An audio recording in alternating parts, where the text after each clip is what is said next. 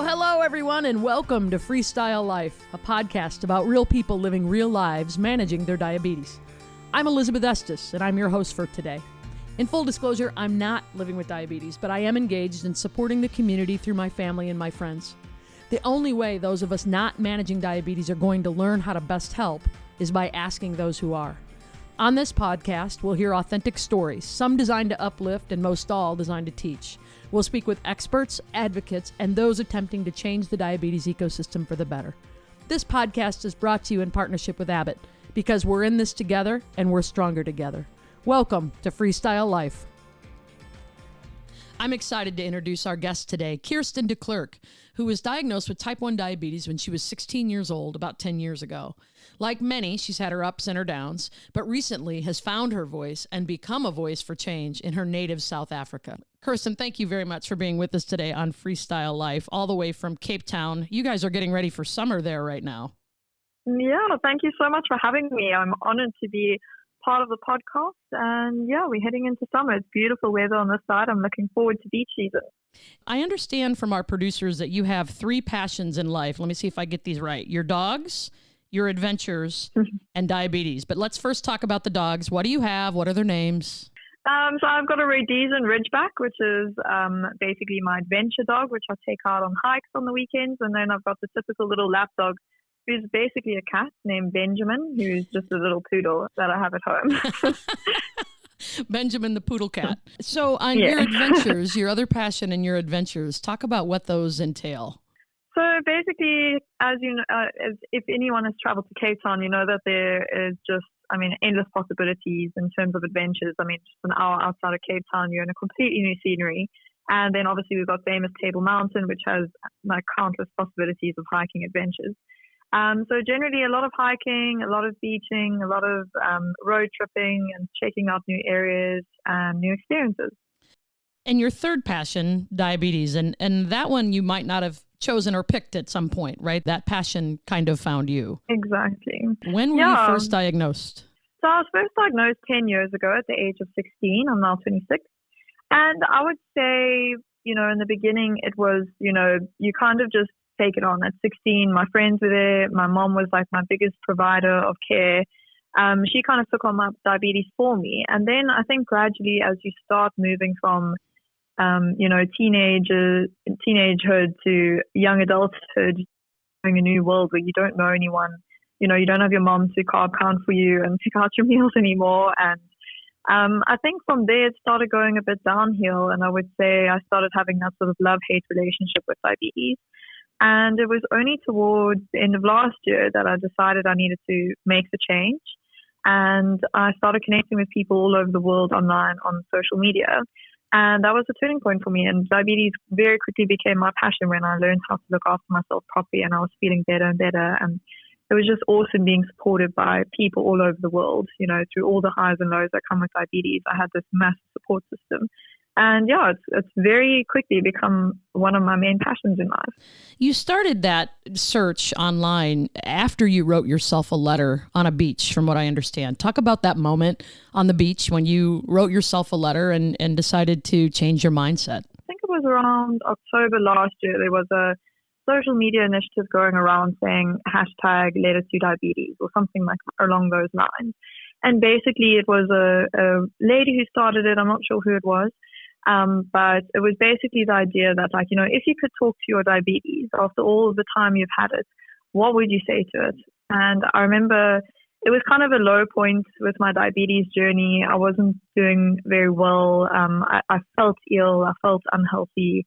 My HbA1c was quite high and I really wanted to bring it down. And every time I tried to tackle it, or try to take it on, I think my mistake was that I tried to do everything all at once, try eat properly, try get the sugar levels right, try exercise, try and test so many times a day, try do everything all at once. And every single time it was all too overwhelming and to the point where I would just stop. And I was at a very low point then with my diabetes journey, and I decided, let me just give it one more try. And I found this initiative on social media, started my Instagram page, Everyday's Diabetes Day. And I sat down on a beach in Cape Town looking over Lion's Head, and I wrote myself a letter. And it was just it was really lovely to kind of reflect on my 9-year journey at the time. And kind of, offload all the thoughts I had around my diabetes journey. And yeah, I actually posted it on my social media, so you guys are welcome to read that at some point. And I would highly recommend you do it yourself. It's very interesting what comes out when you actually just sit and look. And it was Everyday Diabetes. That's the name of the page. And that's where all of a sudden you posted it and the floodgates opened with other people who were sharing their journey. Exactly. And I mean, social media has become a place of knowledge for me. I mean, you can go to your endocrinologist every quarter and he can help you adjust your medication and all those sorts of things. But at the end of the day, he's not there to hold your hand through every single daily little struggle that you go through. And I find that Instagram, especially, and connecting with everyone through social media has taught me so many things about diabetes and self-management, more than I could have ever learned from my doctor. It's unbelievable, just the support and the community that is around this. And from that, you founded Bete It, Bete It, a nonprofit organization for the community, the diabetes community. Yeah, so it must have been not even a month or two in, I received an inbox on my Instagram, and it was from a colleague of mine that also founded Bete It with me, and she was asking, there's these support networks all over the world. There's JDRF, there's Type 1 International, it goes on and on and on, all these opportunities. And we want to create a base here in South Africa because although 90% of the diabetes community worldwide is Type 2, we realized there to be a need for Type 1 community. And that's when we decided to come up with Bete It, and we formed that around November last year. So we should be coming up to our 1 year soon enough. I know that there's been a campaign that you've been working on for CGM, continuous glucose monitoring, and why that's necessary there. For those of us who aren't familiar with the system in South Africa, it would be interesting to understand why you needed to create that type of effort. So we started off with the CGM for All campaign. That was actually our first initiative that we ran through Bete It. And basically, we have been fighting with South African medical aid schemes in the private sector to start funding CGMs for especially type 1 diabetics or diabetics on insulin. The reason being is because although, in America they've got insulin for all, which is a way bigger issue in my mind. I mean, imagine not having access to insulin. I can't even imagine it. Whereas we have access to insulin here, but we do not have access to testing. So, for instance, someone goes to a clinic, they get diagnosed with diabetes, they get given their medication, and they go to the clinic to get the insulin every single month, but they're not given a testing kit. They're not given the education on how to test your sugar levels. They're not given testing strips. They can't afford the testing strips, for instance. And even in the private sector, we do not have a medical aid scheme in South Africa that currently funds the CGM device. So if you walk around South Africa or Cape Town or anywhere here, you will very rarely notice a diabetic. It's pretty much an invisible condition here because you'll never see, once in a blue moon, you'll see someone wearing a CGM device because it's really, really a very small percentage that can afford a CGM device out of pocket in South Africa. So yeah, we basically started a campaign asking all type 1 diabetics and their supporters how a CGM has or could impact their lifestyle. And we received close to 100 videos of family members of type 1 diabetics, type 1 diabetics themselves, different companies as well, all getting involved. And yeah, it was a really great campaign. And we've now connected with all the right people, which we hope will keep the conversation going and keep the negotiation processes going with the medical aid schemes. We really holding fingers, thumbs and toes, everything, because it truly is such a life-changing device. You talk about in the beginning about being an adventurer and being able to go out and do things and living the life and living your best life. Talk about how it impacted you and why you feel so strongly about the CGM for all.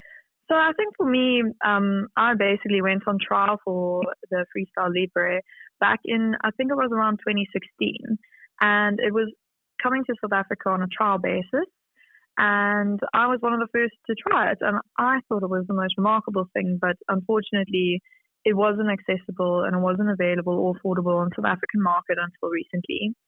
And last year, towards the end of last year, I was once, as I said, in a very bad place with my diabetes management. I was basically only pricking my finger if I was feeling unwell, the one thing that I've always struggled with is to prick my fingers. And I think if you speak to a lot of type 1 diabetics, it's fine to be injecting 4 times a day, but when you're pricking your finger and you're not seeing the results you want to see, even though you're putting in all the hard work, it's very, very disheartening. And then on top of that, you're only seeing your results at specific points within the day.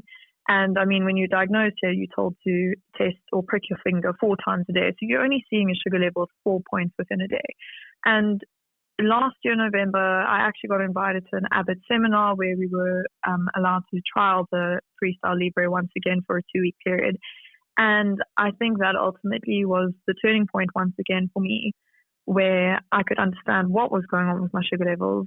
I could see what was happening at night when I was sleeping. I could go on a hike and not worry the whole time of, having to take out my testing kit, prick my finger, when I could constantly see this graph of what was happening with my sugars, when I needed more sugar, when I needed less. And I mean, this year was the first time I physically pushed myself with exercise. I mean, I never, ever, ever thought I would ever be able to run a 10-kilometer. And just last week, I achieved that within 10 weeks of training. And that was all thanks to having the knowledge and being backed by the power of, knowing what's going on with your sugar levels.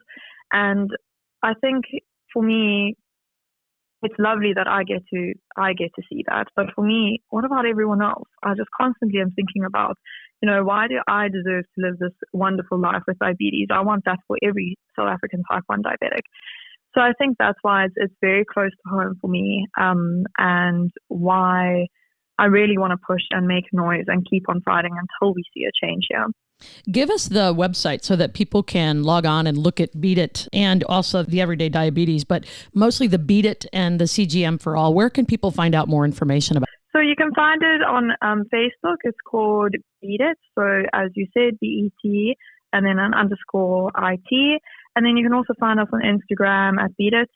And you'll be able to see all the videos and platforms from there. You'll be able to see all the entries that we had for that campaign. And if I remember correctly, you actually had people gift you the sensors, right, for a holiday present.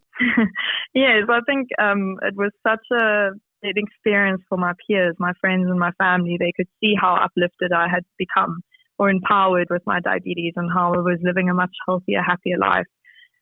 Once I went on that 2-week trial, and actually over December, I received all my Christmas gifts were basically money that had come forward to pay for myself to have the Libre, the FreeStyle Libre, for a 3-month period.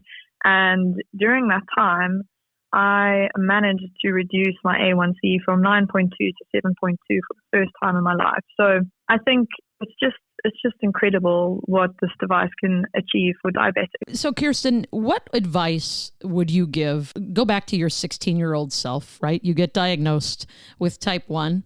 And then as you said, 5 years later, as you went on to be an adult into college, and all of a sudden you struggled a bit with it, and you've struggled on and off until recently when you basically took it back. You took your power back by writing a letter to your disease. But what advice would you give either someone who has just been diagnosed with type 1 or their caregiver as they take these steps in this journey? So I think this one's a no-brainer for me. I remember actually when I was first diagnosed, my endocrinologist tried to connect me with other type 1s in the community. But at the age of 16, I was like, I'm all fine. Everything's good. Like, I'm great, whatever.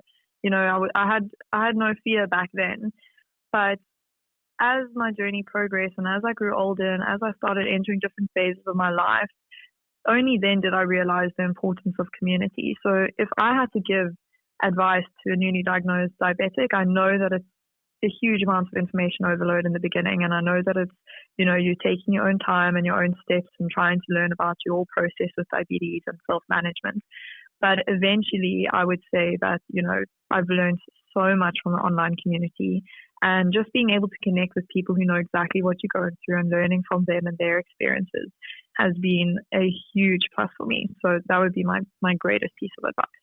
Kirsten De Klerk from Cape Town, South Africa. You are motivating, you are living your best life, and for what you've done for the entire community, we all say thank you. And for anyone who's interested in it, it's Bete It, BETE Bete_IT on Facebook. Go check it out, see what they're doing, and maybe there's a way to launch that out of the borders of South Africa and around the world so that this becomes standard of care for everyone. Of course. Thank you so much for your time. It's been wonderful to speak with you guys.